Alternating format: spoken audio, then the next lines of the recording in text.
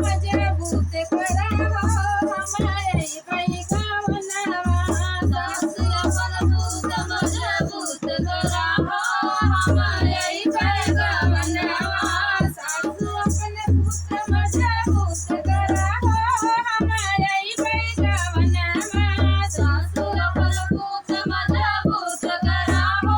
हमारे भाई गावनवा जाई कहीं अपने बार ससुर जी से जाई कहीं अपने बार ससुर जी से महला को बहला बनाए रखा हो हमारे भाई गावनवा महला तो बहला बनाए रखा हो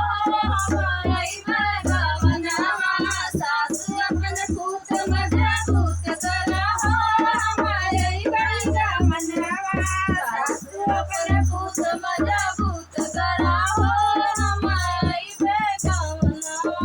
जाई कहीं अपने बार ससुर जी से जाई कहीं अपने बार ससुर जी से बागा बगीचा लगाई रखा हो हमारे भाई गावनवा बागा बगीचा लगाई रखा हो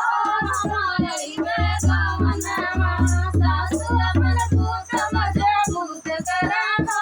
हमारे भाई गावनवा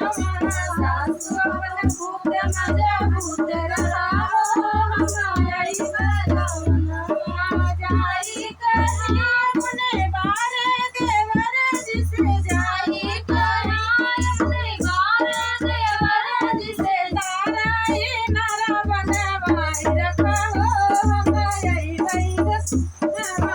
ताराई नारा बनवाई रखा हो हमारे भाई गावनवा सासु अपन पूत मजबूत करा हो हमारे